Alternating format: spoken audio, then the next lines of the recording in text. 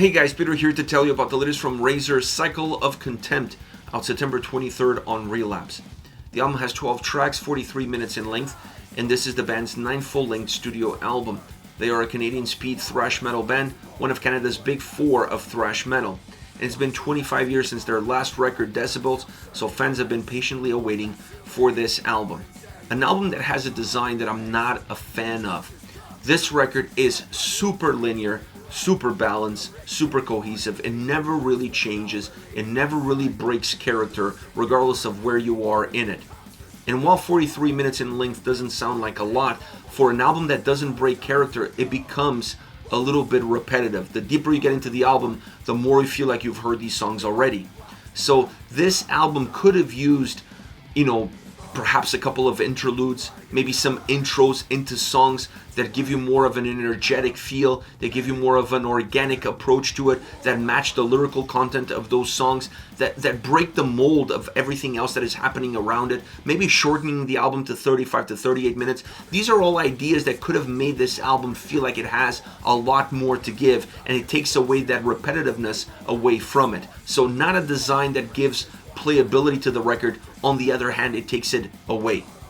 As far as the sound is concerned, the production on this album really feels like from the late 90s. Now, I understand you want to continue exactly where you left off, but that doesn't mean you have to go back into the past. That doesn't mean you can't create an album that has more of a modern touch, more of a modern sound. I think those two worlds can coexist with one another. You can have more modern production values on a record and still have an album that sounds old school. Those two worlds can definitely coexist, and I think they could have coexisted on this record. The sound of the album comes across muffled.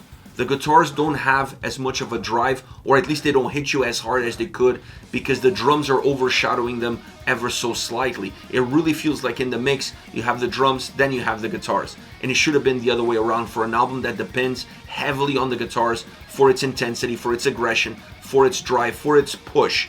And that takes away from the playability as well, because it makes the experience feel a little bit foggy. This album is never going to be well defined across any of the parameters.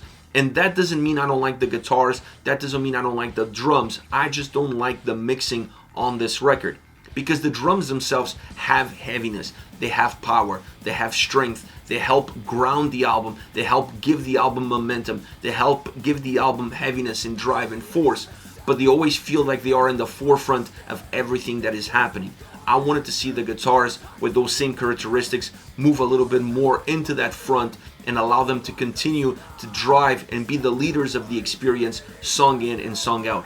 The only time you really get to see the guitars shine with nothing around them is during the solos. The solos have a great impact on this album because of that. You're able to see them for what they are, with the beauty that they have, with the explosive nature that they offer, and that is the moment that the guitars shine uninterrupted. Outside of that, there are a few songs where the mix is slightly better, but all around, the guitars always feel drowned out by everything else, and that takes away from the power, from the drive, from the overall sonic perspective of any album, but specifically an album from Razor. Now, the lyrical content on this album is underwhelming, to say the least. Not that I was expecting something super drastic or super elaborate, but I was expecting the lyrical content to have a little bit more of a punch.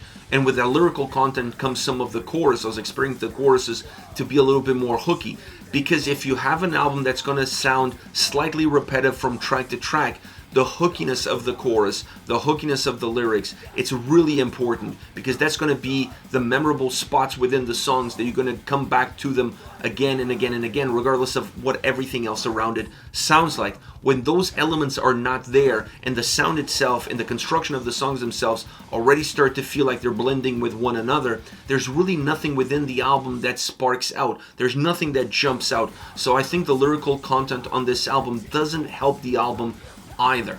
The vocals are very consistent from beginning to end. There are a few flares here and there, but it's not an album that's going to be super dynamic. There's nothing really dynamic about this record. This record stays within its lane from start to finish. Nothing really changes. It's just moving in one direction, slightly changing speeds from song to song. That's all that there is about Cycle of Content. So I wasn't expecting the vocals to come in and change that at all.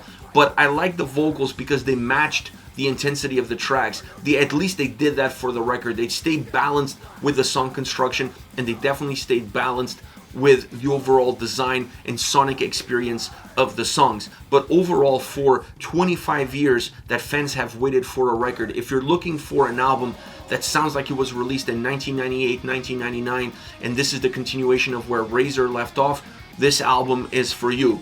If you're expecting a little bit more after 25 years, considering the evolution of thrash metal and speed metal and where the world has come, this album is left behind. It's left a little bit in the dust, is left a little bit in the past. As far as favorite songs are concerned, I want to start off with Jabroni.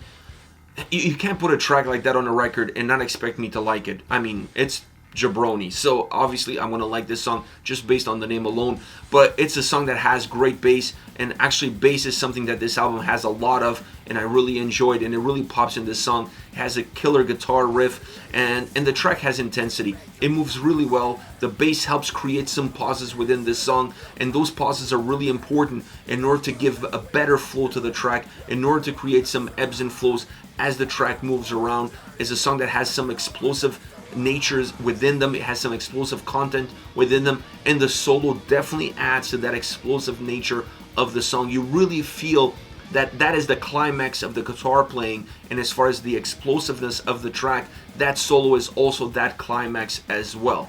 A track that has a sense of guitar guidance and dominance all around because of how it sounds, because of how it moves, and the impact that the solo has in the overall construction. Next, we have First Rate Hate. It feels like more controlled, especially in the first half. This song has two different halves. The first half of the song is more controlled, very driven, to the point. It packs not the same aggression and intensity as Jabroni, but it's not that far behind. The chorus slows down the song. It gives you a little bit of a pause. It gives you a little bit of a reprieve, but it makes everything else around it sound a lot heavier, a lot thicker. The bass in the chorus is killer.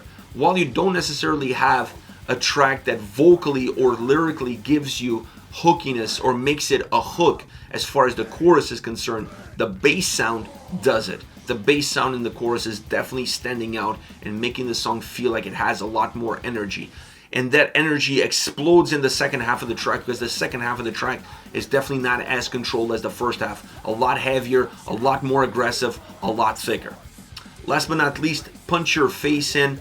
Killer bass opening. I mean, the bass is really good throughout the entire record, and on these three songs, you see different perspectives on what the bass can do and the quality of impact that could have. On this one, Punch Your Face In is right at the opening. It sets up the table. And then once the bass comes in and sets up the table, the song is off to the races. This is a really short track, just over the 2-minute mark. It's a song that just comes at you fast and furious. It never slows down. It never breaks. Outside of that bass intro, after that, the song is just complete obliteration. It just comes at you, and it comes at you in a relentless format. It's very compact. It's very aggressive, both musically and vocally.